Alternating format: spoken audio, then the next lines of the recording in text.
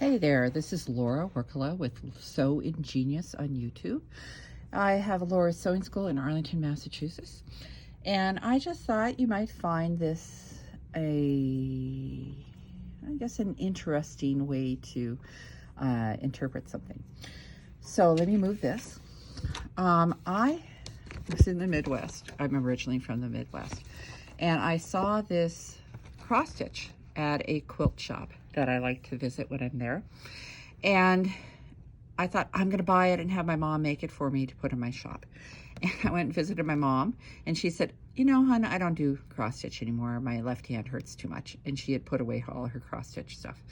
And so I had this pattern, and I kept looking at it and saying, but I really like what it says. She believed she could, so she did. And I think it's just a great little mantra to try and keep things going and doing the things that you believe that you can. So anyway, I thought about it and said, what if I translated this into fabric? The areas here are really large areas of solid stitches. So why couldn't I turn that into fabric? So I took the pattern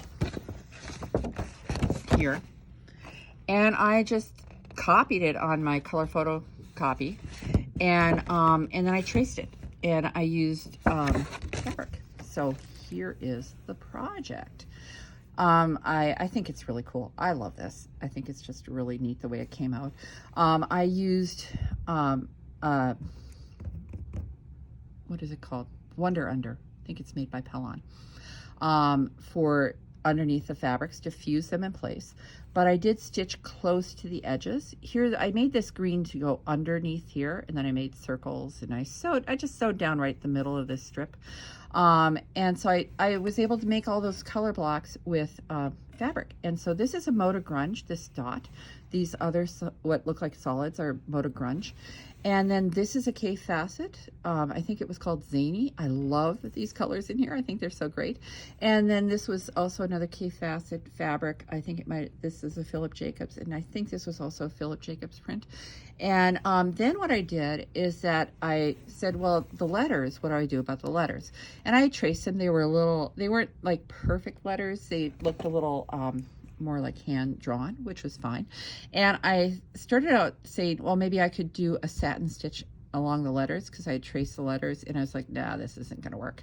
So finally I took some Blendables thread, which is by Sulky, and it's a variegated thread. I was looking to see if I have something in my cabinet right here, but it's a really great thread for quilting or top stitching projects or whatever like that. And I took 4 strands of it, and I did what's called a chain stitch along all these letters. And because I wanted this word to stand up, believed, I ended up saying I'm going to outline it. Then once I outlined it, I ended up outlining all the stitches with I think I did a back stitch there. Yeah, I did. And so this is also from a K Facet print. You know, prize to you if you can figure out which one. It was from, I think, the Artisan series. It wasn't a batik, it was a print. So anyway, so I'm very happy with this. I was just putting the buttons on today, and this is a cool button. I don't know if you're going to be able to really see the pattern here. I don't know if I can put it under the light or something like that, or maybe I can just make it clear. There's a flower on it, etched on it, which I thought was really cool. I had a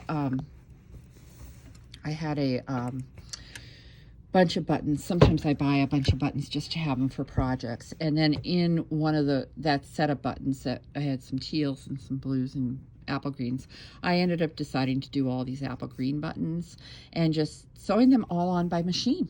So I thought, I have one more button to sew on. And I thought, well, maybe I'd show you how to do that and with the machine. Okay, so this foot right here is the button sewing foot for my Janome. It's got little grips on it, and so the button won't slide, okay? And my Janome actually has a button sewing stitch on it. It just goes back and forth. Some machines have that, and some don't. It is this stitch right here, Okay, so it has a button and then it shows the zigzag going there. To do this, it'll tell you, you know, in this case, you drop the feed dogs. Now, if you don't have a stitch for sewing a button, you can just pick a plain zigzag, you know, and you can pick the width you need to fit the holes of the button. And then you can make sure that the stitch length is 0 if your machine does that. I will say that the best button sewing foot ever is one that you find on Brother and probably Baby Lock, because they're the same company, and it's got like a little forklift thing, and you slide the button into that forklift lift. It shows you where to place the holes, and it makes the slickest button sewing thing ever. But anyway, if you don't have that, I am going to take my button. I'm going to put a button right here for the hinge of the scissors. Maybe I'll put it crooked, I don't know. I want it to, I'm thinking that the thread can make it look like the slot of a screwdriver. It's a little big. I couldn't find any smaller button that was a good color for this. So I'm just going to use this button here. Now, let me show you.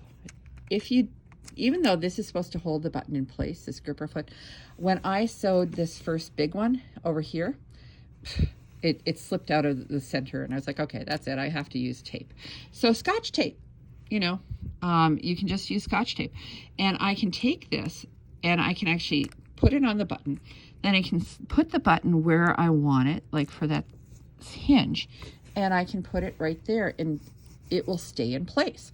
Make sure you have the tape tight, because if you put the tape to the button down and then down the side, it can wobble around. So you want the tape held tightly across there. Now what I'm going to do, I found that my foot, the way the button stitch, you know, they unlock my machine, the button width, the stitch width on this particular machine starts at the left, and the wider you go, the further to the right it goes, okay? So what I'm going to do is I'm going to set that, and let me see if I can make this even a little, okay, sorry about that, a little closer. Maybe I'll turn that off so you can see better. There, that's better. So you see, I'm gonna line up that needle so it goes in that hole. And do not just start running your machine, you know. In fact,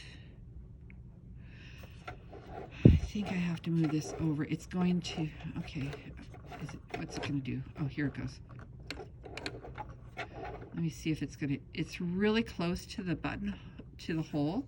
I'm a little concerned about that, so I'm gonna move this down to 3.0 for the millimeter. Once that actually goes in that hole nice and squarely in the middle, I can then go back and forth like that. And it's going to, the button stitch will just run a certain number of times. It will tack in place, boom, boom, boom, and then it'll move over and lift the needle. Now I'm gonna just hit the cutter button, it'll sweep the threads to the back. Okay, so then now I've got that on there. What I can do now is I will just peel this off, okay, like this, and just peel it, and it will just break right where the stitches were. Now there's a little piece of tape over here. So I have no fingernails. It's the winter, my nails always break in the winter. But now all I have to do is just cut that, cut the thread there. I don't know, it's a little big, but you know, I kind of like it having a button there. But anyway, so now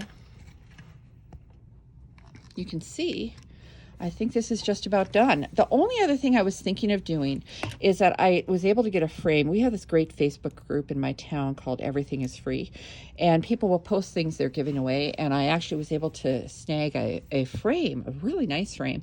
And I thought what I would do is maybe add a border of fabric, maybe this fabric or this fabric, that will be seen inside the frame, almost like you're matting a print. Okay, so anyway, I just thought this is a great, you know, creative response to, I couldn't get someone to make me the cross stitch. I know how to cross stitch, but I wasn't patient enough to do that. But I had the patience enough to do it with fabric, and I didn't mind doing the hand stitching here. So anyway, thanks a lot for watching.